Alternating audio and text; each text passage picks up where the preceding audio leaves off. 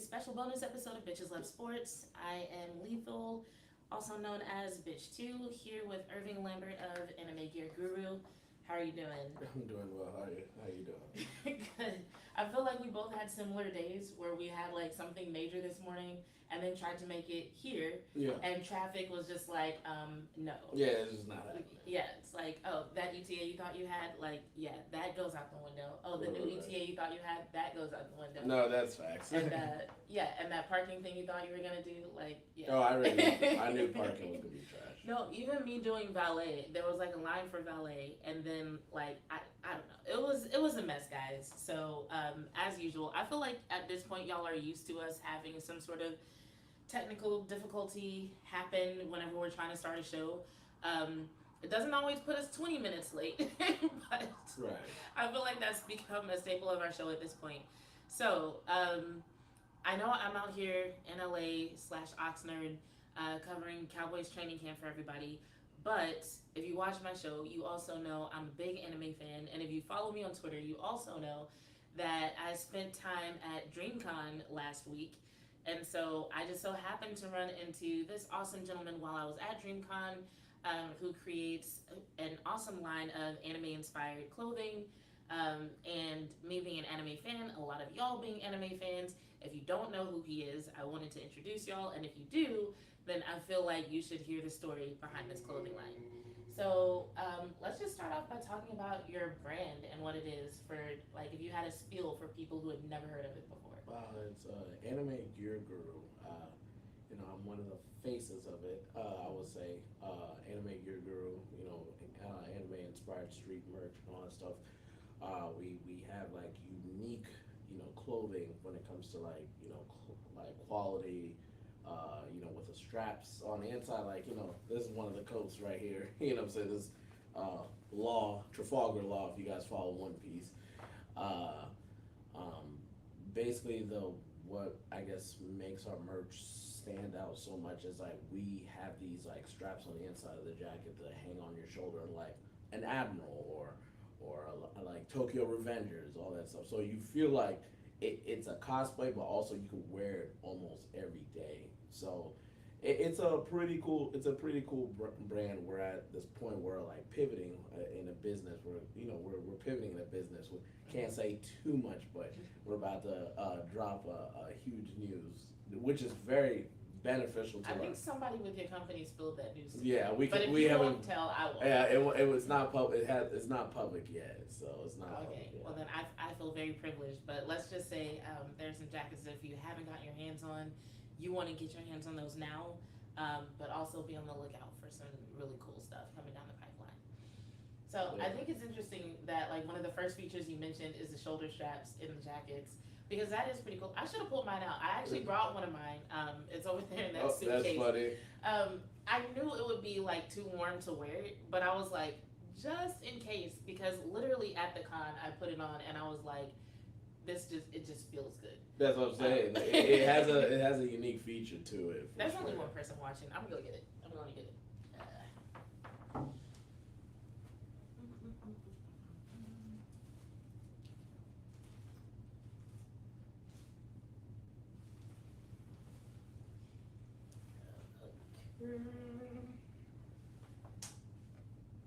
I said there's only one person watching, like that matters. I probably would have done that if there were 1,000 people watching. So yeah, for anybody who's wondering, yes, this is one of the jackets that I got at DreamCon. So Naruto inspired, but the straps that he's referring to on the inside are, where is it? Does this one have them? Yes, they all have them right here. So basically, if you've ever tried to wear a jacket over your shoulders and not put your arms through the sleeves, and it just keeps falling off, that doesn't happen with these because they have the straps on the inside. But I actually think that there are a lot more unique features to the jackets than just that. Right. I mean, the quality being one of them. Yeah. I wanted one of the Tokyo Revengers jackets so bad.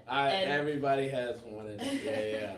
I was dragging my feet on it, and then I get to DreamCon, and by the time I made it to y'all's booth, they were sold out. But I ran into so many people who were like, just get one off Amazon. But I saw the jackets that they had, and I'm like, the first thing that I noticed was that it was like all the symbols were vinyl pressed on. whereas everything on these jackets is embroidered, Right. which is a very major deal for like the life of a jacket. If you've never had like clothing and like had to deal with both types, like the vinyl stuff, it eventually falls off. Even if it's like after one wash, two washes, 10 washes, it stays on, it eventually starts to crack, peel, fade, and fall off. Whereas embroidered stuff won't do that unless you fuck up the thread somehow. And then other than that, it's just like the quality. Like this is like quilted on the inside, so it's nice and thick. Like this is something that I feel like on a chilly fall day, maybe even going into winter, it's gonna keep me actually warm. And then like the snap-on hood, this is perfect for someone like me because whenever I have like these big locks, I usually can't pull up a hood anyway. And like my hair, like whenever it drapes over something hooded, like the hoods just get in the way. So Right, I right, right. love that this comes off. So really high quality stuff. Now, getting away from the actual physical jackets, I do want to talk about what got you to the point where you were like, this is a good idea. What I'm going to do is start this clothing line and I'm going to make all these anime inspired jackets. I don't even know what the first one was that you did. It was puffer jackets back then, but mainly this is just a side thing, to be honest. I mainly just direct, you know what I'm saying? I mainly direct, but we just know, people, the anime world is growing and everybody wants to, be their favorite character. You can't wear cosplay all the time, but people will wear, something from an anime. So why not make clothing that you can wear from the anime, but you can almost wear on the regular? That it's subtle, and it's one of the things, if you know, you know. Once you wear it, you like I wear the Attack on Titan jackets all the time, and everybody's just like, this is a dope jacket. I like this. You know what I mean? So the jackets are actually the side thing for you.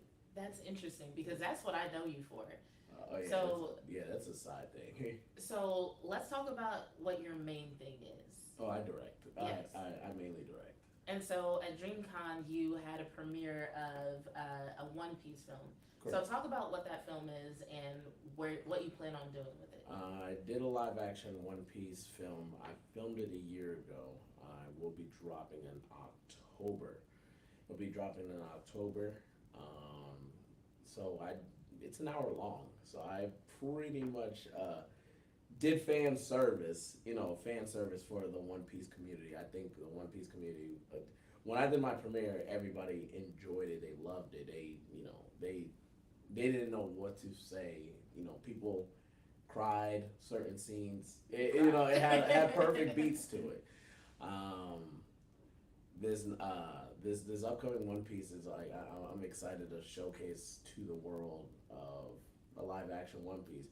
Not trying to diminish Netflix One Piece, because Netflix One Piece, they got theirs coming out, which looks really, really great. I just filmed mine a year ago, and I just got inspired, just because I love the anime. It's just, in a sense, a love letter to the One Piece community, I would say. Nice. Is One Piece your favorite anime? Oh yeah. Okay. 100%. Yeah, I kind of picked that up because like a lot of the jackets are One Piece inspired, and then the film.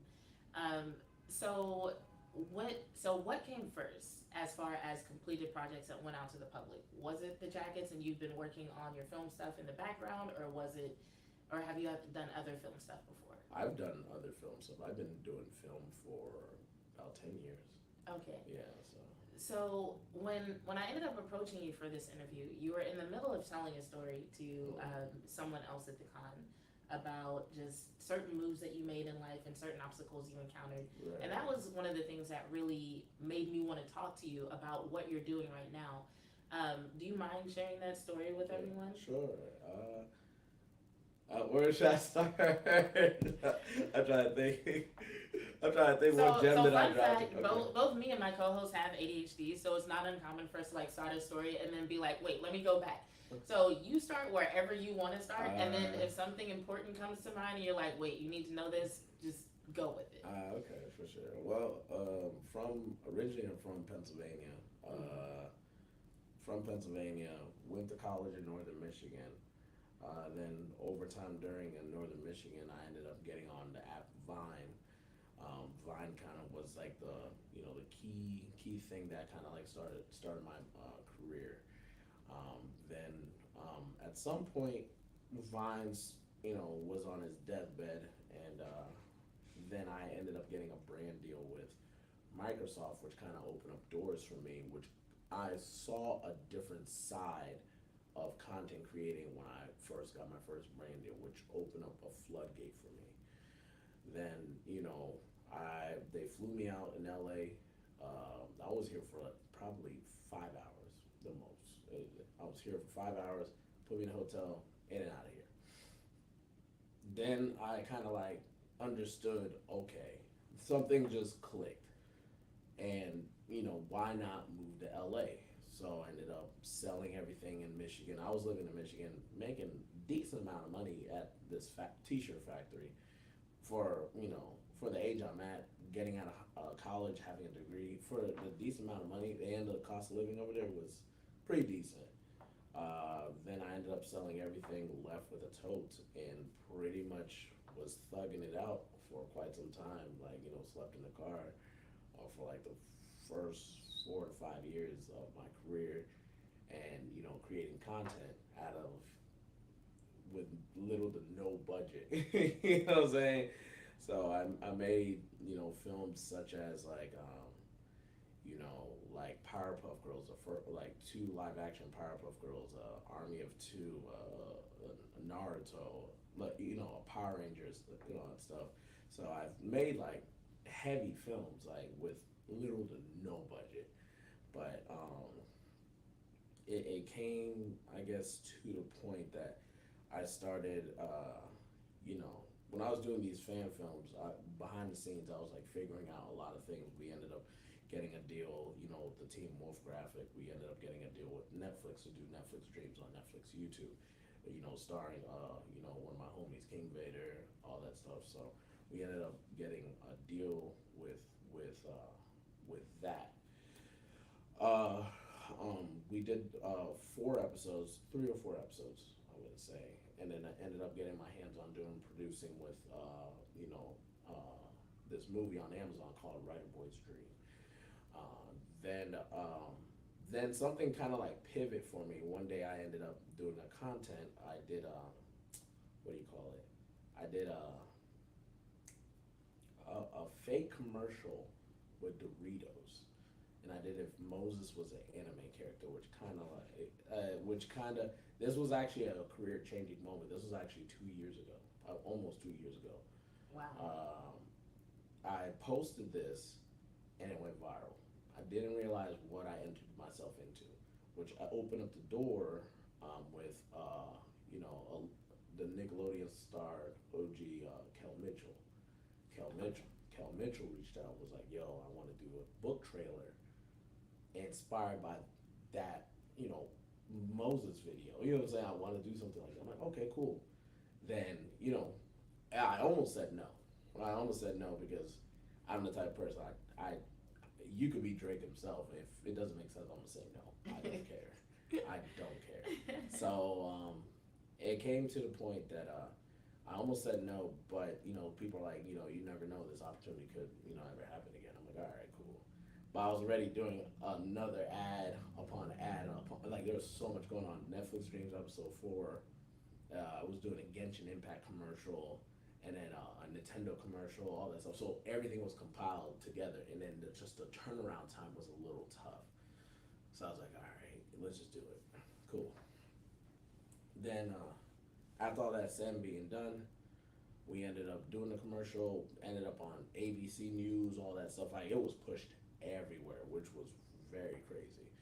And then that was like a key point that kind of changed a lot of things and started opening up doors with, I ended up doing the Genshin Impact commercial. I ended up doing an Apollo IE. Apollo is like, there's only, I think, 12 of these hypercars in the world, which is weird. Ended up doing Twisted Tea, Twisted Tea, all that stuff. So like it started opening up so many. Like I have a meeting with a company Monday. I can't say too much about it, but I do have a meeting with a company Monday because they saw my Twisted Tea. So it's literally a domino effect, which is really really crazy. but it's just from literally creating a fake Doritos ad that just was a key pivotal moment of my career. Um, I actually want to go back before that yeah, because while that definitely is a key pivotal moment, it sounds like one of the biggest decisions for you might have been to move to LA. right. So the job that you were applying for with Microsoft, was that like a creative role or was Oh that no, something else? they hit me up out of the blue. To this day, I don't know how they found me. I literally had only 4,000. Oh, I literally had the least amount of followers out of everybody. Like everybody was like million plus. I was Okay. literally probably like 4,000, 5,000 deep when it comes to following, and I did not know. To this day, I could not tell you how they found me. So they fly you out to LA for 5 hours. You go back to Pennsylvania, and then, but from that 5 hour experience, you decided you should move to LA. Yeah, yeah. Literally, when I experienced like the the whole MVP, all that stuff, I'm like, okay, cool. I'm like, I could do this. I know I could get this done. Bet, you know. So it was just the vibe, the special treatment, It was the and experience. once you were exposed to it, you were like, okay, I need to be closer to that. Yeah. That is crazy because not like in a bad way, but Yeah. like I know some people who they would second guess themselves probably for 2 years. How much time was there between when you went to Microsoft to when you decided to move? Was it like immediately as soon as you got back It to was about a 4 month transition, 4 to 5 months. 4 to 5 months? Yeah. Okay. Were there people in your life who were like, "Don't do that. That's not There smart." was a couple people that was, but there's a businessman I went up like I respect highly, Mm. very very highly, like his family and everything. I went up to him, and he said like you're not married, you don't have kids, what I'm saying, you're out of college. Worst comes to worst, you come back and apply for a new job. Worst comes to worst. Good point. I'm like, I'll say less than. You know what I'm saying? Like, so as soon as he said worst comes to worst, you apply for a new job. I was just, in and out of there. You know what I mean? So within 4 to 5 months, I sold everything. The moment I got exposed to that, um, like my job noticed, like my work pattern wasn't the same. Like I worked very hard. Mm-hmm. They're like, your work pattern has been different. And I'm like, hey, I was a shift supervisor. I'm like, hey, I'm gonna keep it real with you guys. I'm gonna put in my 2 weeks, and this is my last day. Mm. Yeah, so it was just like that. I didn't care. So, when speaking of worst comes to worst, when you got to LA, you did encounter some worst. Oh yeah. What was that like, and what did you experience, and what thoughts went through your head as you were dealing with all of that?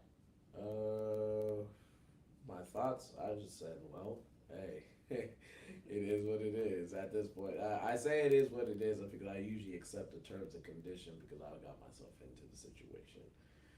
Um, One of there's like key things that happened. Like one time, I got casted for a Facebook commercial, but my transmission went out on my older vehicle, and I'm stuck 30 or 40 minutes outside of LA.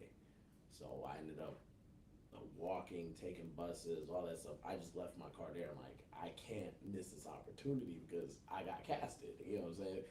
Now looking back at it, should I have done it? No. I'll be real with you. But it was one of those things. Is like it At is. the time, it felt Yes. like you had to make that sacrifice. Like I had to and all that stuff. And I learned a lot from doing that. Okay. At some point, things are going to change. It just kept getting worse, harder and harder. There's times I literally budget out $20 for a month. I would budget $20 in a month. For like food or what? Food, gas, wherever I need. So you had to make $20 stretch for like food, gas, and everything. But yet you still felt like the dream that you had for why you moved was real enough for you to like even saying, okay, I got $20 for the month. You still were like, I'm not moving back home. Yeah, no, there's no way, there's no plan B. I already knew what I was at. So the business partner though, or the businessman that you knew said, worst comes to worst, you can move back home. But you got to the point where you had $20 for a month, and you were just like, "Nah, I actually can't." Yeah, no, there's no way getting home. There is no way. Well, I guess that's a good point. If you only have $20 for food and gas, you can't really get back to Pennsylvania. No. So I guess that's a good note for creators out there. Something to think about. It can get worse than having to move back home. You could end up in a situation where you can't go back home. No, you can't. So what else happened? Was there anything else? There's it was a storm for sure. Like I've recorded moments that like one time I had zero left to the tank. My card got stolen. I couldn't have access to my bank. I literally was in the middle of a parking lot for 2.5 weeks. So you were homeless? Oh yeah. For 2.5 weeks?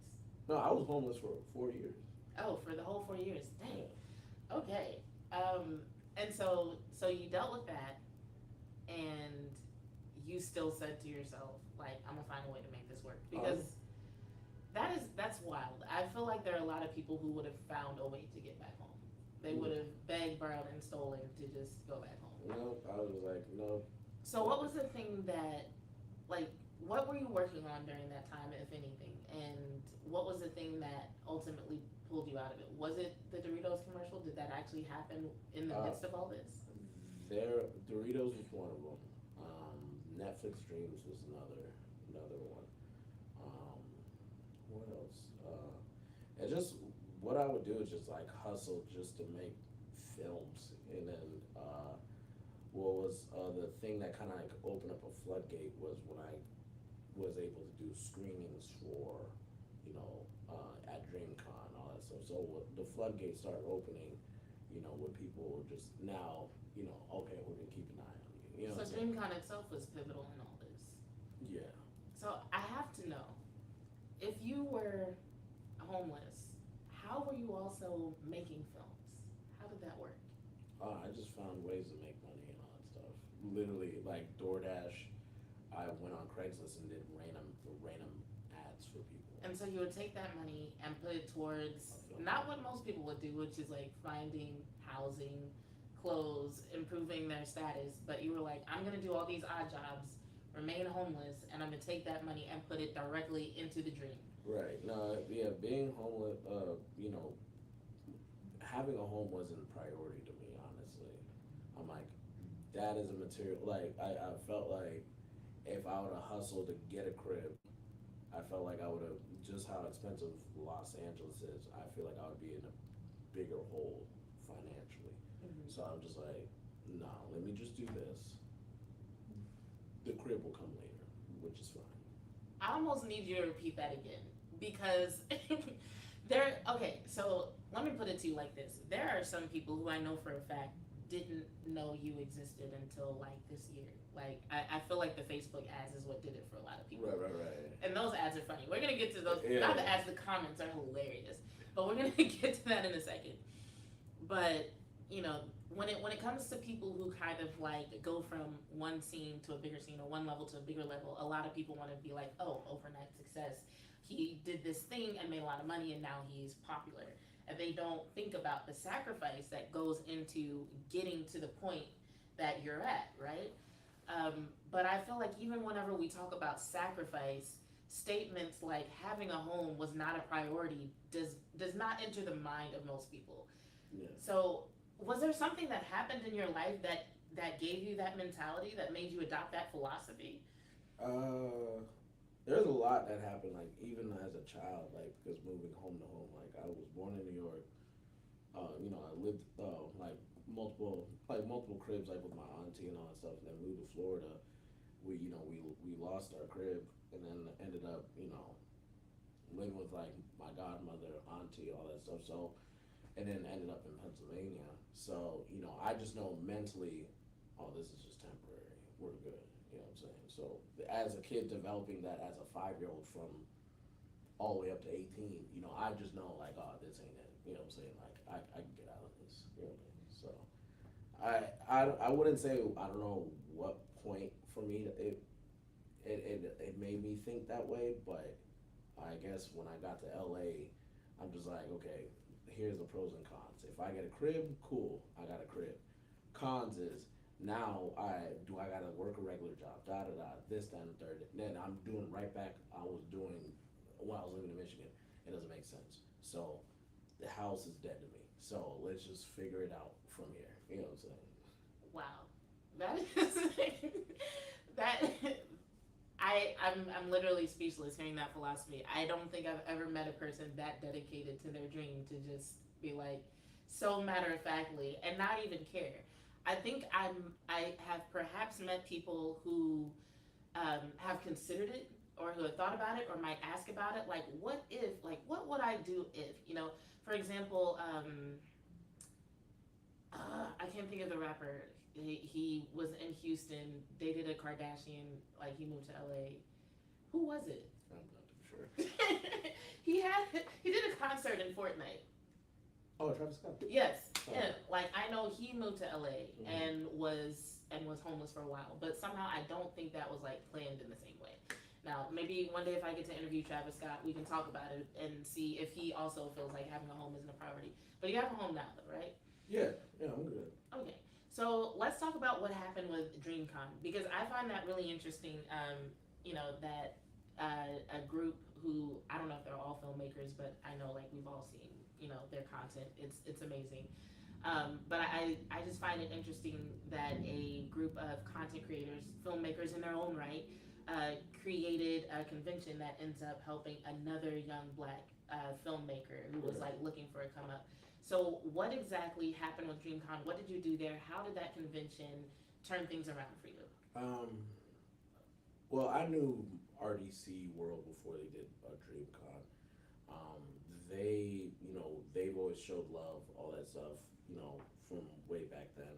Like, we did a meetup with RDC, all that stuff. We all showed love to each other, and it was, in the sense we were coming up together. And then when they decided to make their own convention, which was really cool, they reached out like, hey, do you guys mind pulling up and supporting? And it was an automatic yes. So from there, it came to the point when they were getting bigger. I was like, yo, I would like to showcase a film. I want to screen a film as well too. Me and my boy Vader, we like to screen like what we make and everything. Then I showed I showed Powerpuff Girls. Not a lot of people like would know like how that's gonna translate to live action, but when they saw what I put out just by myself and those that knew my story, they're like, where did it, like no one, like even my cast members did not know what this was gonna look like. No one knew what this was gonna look like. And when they saw that particular film, my first Powerpuff Girls, it opened up a whole floodgate that people were like, we gotta talk, da da da, this, that, and third. And it started going viral on Instagram and Twitter because they mistaken my film for CW's. So a lot of people thought I was CW's version, which it is what it is. Wait, did CW's version ever get created? What happened? No, it got canceled twice. Interesting. So maybe they should have gone with you. They don't like me. They don't like you? No, they don't. For particular reasons? The Powerpuff Girls, for sure. Hey, the Powerpuff Girls, they definitely don't like me. So you have like beef with CW? I don't have beef with them. They just don't want. I know that. I know. I have zero beef with anybody. Okay. I don't. But they don't like you. I know they don't. Well, that's their loss. Yeah, Okay, it is what it is. Go ahead. So that was the screening that, and then when I did Powerpuff Girls Part 2 the following year, that opened up a whole, floodgate as well. And then I'm just gonna pretty much continue like showing love to DreamCon because RDC has been putting their foot down, with the convention, and that particular convention is usually a special convention. I tell people, if you like, not to sound like that, it's not like a VidCon. VidCon, you go there strictly for business. Mm-hmm. VidCon, like if you want brand deals, all that stuff, you go there for strictly for business. But if you want to have a real good time, with people of color or just enjoying the environment, DreamCon is a real. I tell people it's a real special con, it's not like other cons. That is true. As a person, and almost all the cons that I've gone to have been in Texas, but I've gone to several of them. And so last year at DreamCon, I hosted a panel and I pretty much had to leave immediately. I didn't get to hang out. But just like even the few minutes there, like literally walking in the hallway from the entrance to the panel and then back, it was just like so much love. The vibe was so amazing. I told my business partner, I was like, yo, we got to make plans to actually stay in Dallas next time. Yeah. And then it just turned out that they moved it to Austin. And it's just so interesting the number of people you can meet. Like, so some people ask, like, is it a black con? Technically, it's not. It's like nobody's gonna stop you from going if you're not black. But like, it's definitely a black con. Like, it's like it's definitely for the culture. I'll put it that way. But it's like there were just so many people who connected on so many levels. Like me having a sports podcast, I had Twitter followers who were also going to DreamCon that like after the con were like, oh, next year we got to do a Cowboys fan meetup at DreamCon. There are so many like Facebook friends that I have who were like, dang, how did I miss you? And it's like, well, you missed me because there were just so many people and so much happening. And it's like, even though we all have the same schedule and we know when the parties are, it's just there's so much going on that like, yeah, it's easy to miss people, but like in a good way. It wasn't like things are disorganized and I miss people. It's like I ran into so many people that I wanted to see, and that took up enough time to where I literally did not have time to see everybody. Like if they could make it a week long. I'm okay with the 3 days. You're like, nah, I can't stay a week. I could do a 3-day convention because I've been in so many cons that are just strictly 3 days. You got Anime Expo, you got Anime Expo, you got Crunchyroll Expo, which I think they're gonna do next year. They're gonna do it this year, but they're gonna do it next year. Crunchyroll Expo. You got so many of these. Yes. You know. You got so many of these expos. I'm okay with 3 days. People are like, oh, because like AX is per day is 150,000 people per day. That is wild. So that's matching San Diego Comic Con.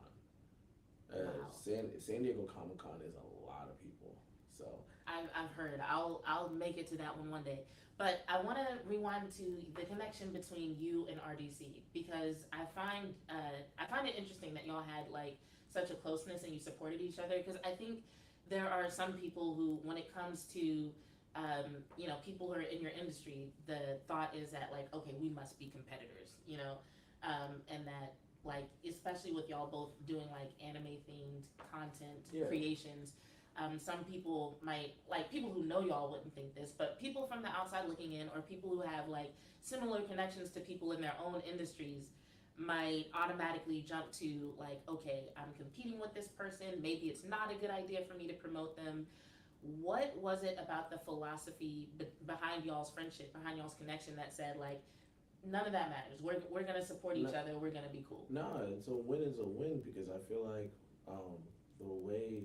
the way my philosophy is, if I got it, we all got it. You know what I'm saying? One of my boy, shout out to Darius, he always say like, no, yo, if I got it, we got it. You know what I'm saying? We ain't gotta, feel like we gotta walk around each other's backs or anything like that. I love seeing them to win. I like, if it opens up, if they're able to open up a floodgate for other people, why not? You know what I'm saying? Like, why not support that?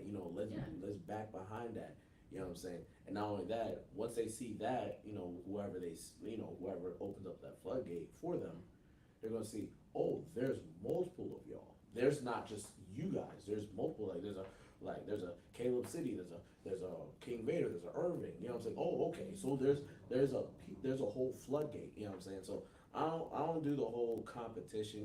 Some of the followers always say something like that, but I don't trip about the whole competition. I love, seeing them win no matter what. I've always been behind the scenes. I'm mainly a director and producer and all that stuff. So, there's times that like, I'll even call, one of the RDC members, Desmond. I'm like, yo, one of the shots you guys did like on your film, like I got inspired.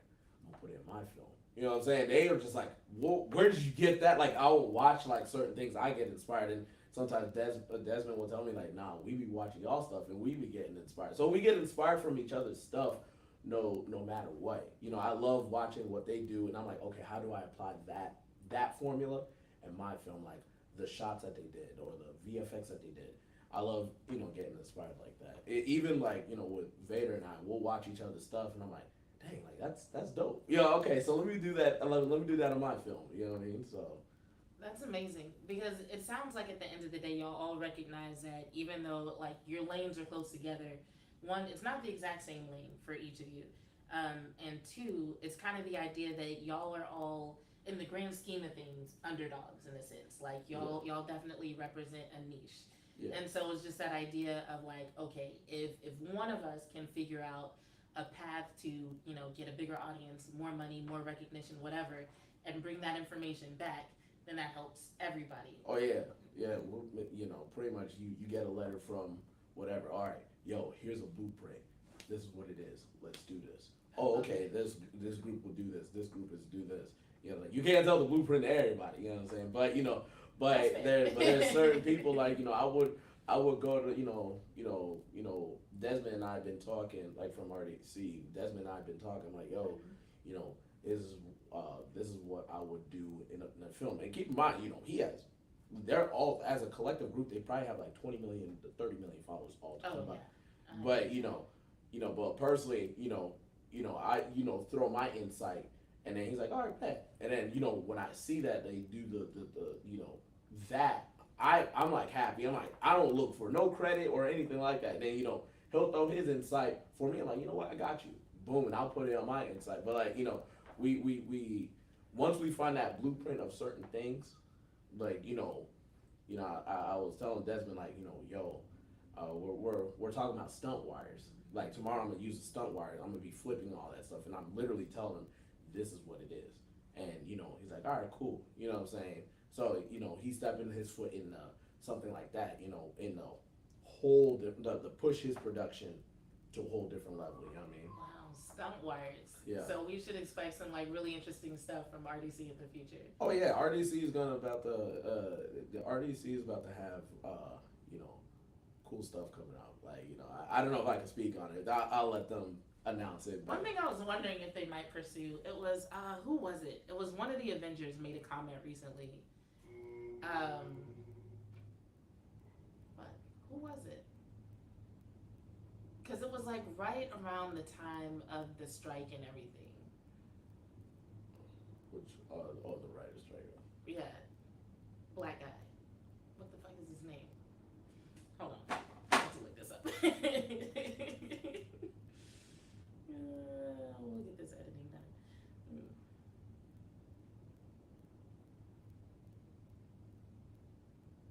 Anthony Mackie. Not familiar.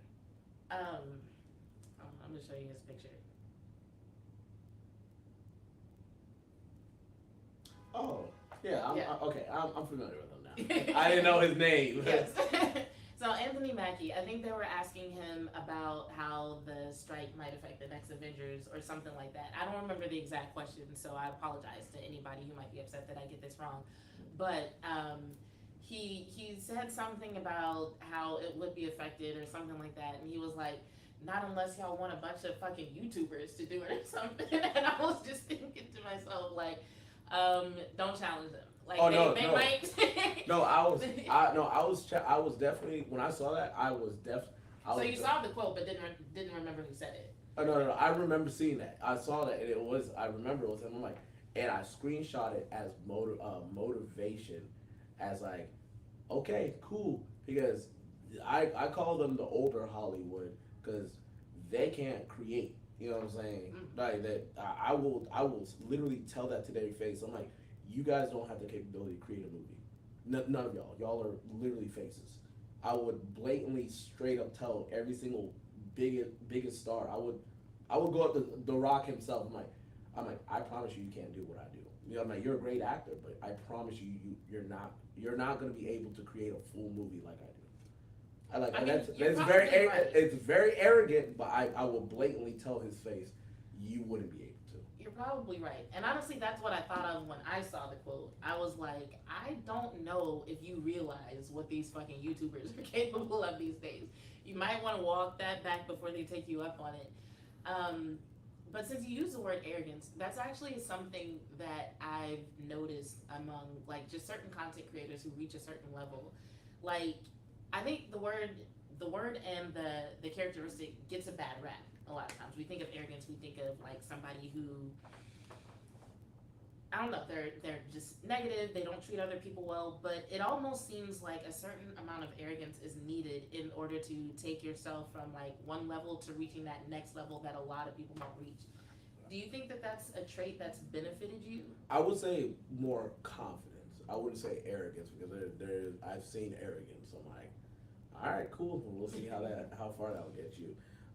I've seen confidence of like, somebody. I'll look at a challenge. For example, I filmed 6 commercials in a single day. Wow. Everybody looked at me. You can't do it. I'm like, no, let's try. You know what I'm saying? Like you can't count me out if we haven't said action.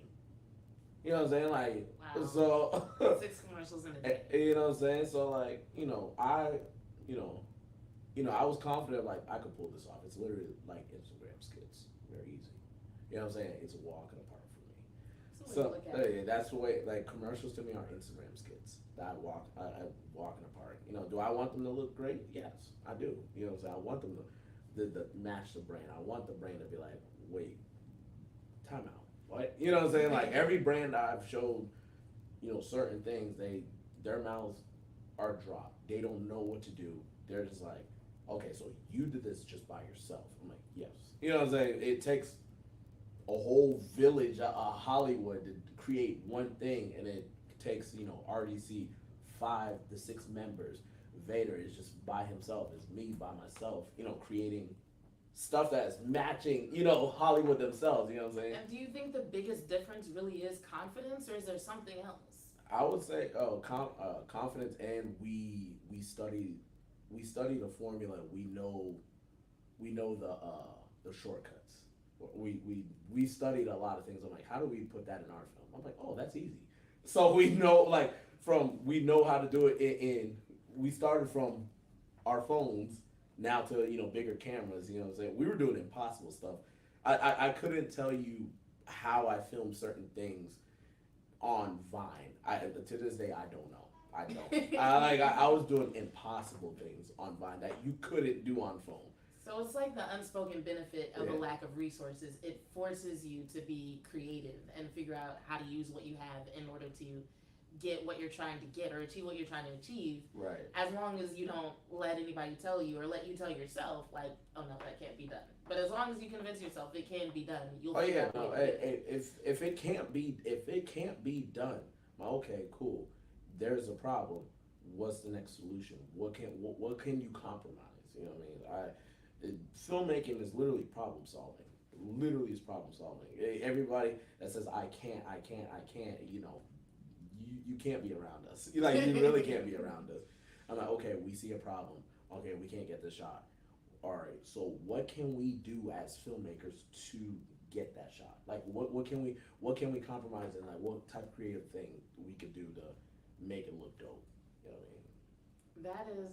That is amazing. Not as amazing as the philosophy of like a home is not a priority, but that is like that's something that I think almost anybody can and should adopt. The lifestyle of a home is not as a priority might not be for everybody, right? Right. But I do think that approach to what you're doing as like problem solving makes sense because at the end of the day, I think any of us as content creators, as entrepreneurs, it's like, yeah, you are trying to figure out how to solve a problem. You're saying, okay, I want a bigger audience. That's something that needs a solution. Or if it's I need money, if it's I need a way to get to Dallas Cowboys training camp. Yeah. By the way, you're not a football watcher, right? I haven't watched football in 6 years, to be honest. Okay. I'm gonna keep it real with you. So we'll make you an honorary Cowboys fan. I'll loop you in. All the I don't know because from Pennsylvania, I don't know if they'll like that because Philly and Cowboys don't like each other. But you're in LA now, and there are a lot of Cowboys fans in LA, which is crazy yeah. to me. Yeah. But I mean, you'd fit right in. Right. Martin said, sometimes less resources opens your mind compared to having everything. This is facts. And thanks for tuning in, Martin. I really appreciate it. No, that's 100% facts. So you literally start to you literally start to think, like for example, uh, the Doritos commercial I did, I filmed on a beach. I Okay. ordered on Amazon a $30 suit made I went to Walmart, got a PVC pipe, wrapped it up in electric tape, and called myself Moses. And that was the most viral thing. Like, you know what I'm saying? Literally that. And then like I called my homie, covered his gas. I didn't have much. And I was just like, yo, let's just do this. And we ran that up. It went crazy. I didn't That expect is it. I didn't expect it to go crazy. that is awesome. So, can you talk about what you have coming up? I do. I got an original that's confirmed that I'm going to be doing. It's called Enemies of the Land. Mm. It's going to be it's going to be touching on human trafficking. Oh, It's gonna be a very grounded video, like from aside from my normal content, the yeah. friendly, all that stuff, the family friendly stuff. This one's gonna be grounded on, kind of like touching on, certain things. It's pretty much imagine. It's gonna have like the John Wick style to it. There's gonna be a lot of action. It's gonna be so crazy. Couple months, I have One Piece that is coming out. One Piece, Abyss, Peril of the Abyss by me. I created a One Piece fan film last year. We'll be dropping on Halloween. I'm excited about that one. I got that. I got a couple of commercial that's on deck. Like tomorrow, I'm gonna be doing an Alienware commercial. Oh, nice. And then I'm gonna be dropping a Liquid Death commercial Monday, which is gonna be that one. That one is gonna set the internet off. I promise you, that one's gonna set the internet off. That's exciting. I'm very confident. I showed a couple people, and people were just like, "Where did you get this idea?" I'm trying so right now I'm trying to itch my way into get my hands on a Super Bowl commercial. Sounds like it could happen. Sounds like it should happen. It can happen. I'm very confident it can happen because I know I do believe in the power of the internet. Because for example, people that watch the recent Spider-Man, the Miles Morales movie, Hmm. literally the Lego scene is created by a creator. Oh, The reason being why Sony saw this creator on the internet creating his own stop motion with the Legos. They reached out. They're like, "Hey, do you mind doing something for a scene?" Boom. Same goes for somebody did a fan film for Mortal Kombat. NetherRealms reached out to them, paid them, and they had their hands on the Mortal Kombat movie. So I believe in the power of the internet. You know what I'm saying? I'm not gonna speak on this particular, but there's a particular anime out there that got greenlit because of Vader. It really? wouldn't have got greenlit if Vader did not create the specific video of their IP, and it went viral 3 times. 3 times. So if it went viral 3 times, it pushed this particular IP to a live action anime. You know what I mean? So Martin wants to know what's your Twitter. it's Irving Lambert, IRVING double underscore. At IRVING Lambert. Double underscore. That's on all across platforms. Okay. Makes it super easy. Yeah, I probably should have tagged you in the tweet that I made earlier, but I will tag you in everything else that comes out from this. Now, one semi-serious question before I let you go: has the writer's strike affected y'all at all? No, just mainly the writer strike. Like I'm all for.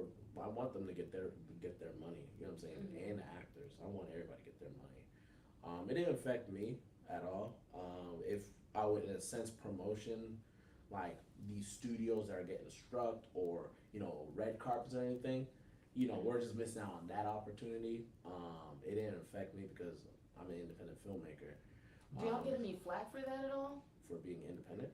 Yeah, and for creating in the midst of so many other people We're putting a we're stop we to don't it. we're not we're not aligned with these like big studios because we understand what goes with it, and we want to make sure everybody's taken care of.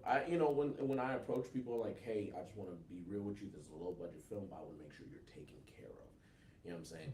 I want them to be respected. I want these actors to feel respected. I want whoever is behind the scenes feel respected. Everybody that's usually on our sets are usually like, dang, I thank you. You know what I'm saying? There was a guy I worked with. He thought I was just industry, but when he started seeing the other side, like just the YouTuber side, and noticed that we're just having fun, he's like, "Wow, this is refreshing to see because you just have fun. You just don't care." I'm like, "Yeah." I'm like, I'm not aligned with the industry like that. Don't get me wrong. I want to do stuff, but the formula that we've been doing for quite some time has been working, and everybody has respected us. We've had big celebrities that's been on our sets, and they're like, "Yeah, we like y'all sets." It's refreshing for us. You know what I mean? I can see that. Like, I mean, I feel like in anything that you do, if you can make fun a component of it, a lot of the other things that get people bogged down can kind of go out the window or be overlooked. Right. Whenever it's fun. I mean, I even feel that way doing the podcast. Like, sometimes people ask like how we ended up being such big Cowboy supporters, me and my co-host, because it didn't start out that way. But honestly, the fan base made it fun for us. So we're just like, yeah, we're gonna keep talking to you guys. We're gonna keep talking about the Cowboys. Even when we're interviewing someone who has nothing to do with the Cowboys, we'll talk about the Cowboys. But yeah, thank you so much for coming and sharing your story. Is there anything else that you want to share before I let you go? Oh man, there really isn't much. Just I always usually encourage people if you want to be in the entertainment industry and that you're expecting immediate money, you're in the wrong business. Overnight success. My friend Westgood will always tell me overnight success is 7 to 10 years. This is probably year 11 for me, and I'm just now making revenue. Wow. So you know what I'm saying. So I'm just now making revenue. I've been thugging it out and everything. I'm just now getting recognition, getting meetings with people. So I'm just now doing it. Even after all the times going viral, being viral, all the times being hired, and it's still just now you feel like you're starting to get there. I'm just now. That says a lot because there's some people who they'll go viral one time, or they have that one meeting and they feel like, oh yes, I'm doing something. Going viral one time. I tell people capitalize on that, and people don't know how to capitalize, and then they'll just. You'll be hot today and forgotten tomorrow. How should they capitalize on it? I usually, if I go viral, the moment I do that, I showcase. I've been going viral for the Don't Leave Me challenge with the anime Don't Leave Me. So you see this leaf, I hide it, hidden leaf, and then I'll run away. I'll run away. And so people are just like, people lose their mind. They're like, yo, this is so funny. I'm like, hey, just want to let y'all know I'm a whole filmmaker. So I would just showcase other stuff. I didn't want them to know me as the Don't Leave Me guy. You know what I'm saying? So I capitalized on that because that one went stupid viral. Like meme pages posted it. So I just made stupid, dad jokes. I paint an NFT with a sword art online, and I just stupid stuff like that. Just stupid stuff. Yeah, I love it. So when you go viral, you got to be prepared to promote yourself. You got to be prepared. Once you go viral, you got to be prepared to cross promote, and capitalize on that. That makes sense because one thing I've always heard is that luck is not real. Luck is when preparation meets opportunity. So there we go. I feel like that's the theme of the day. Thank you so much for joining me.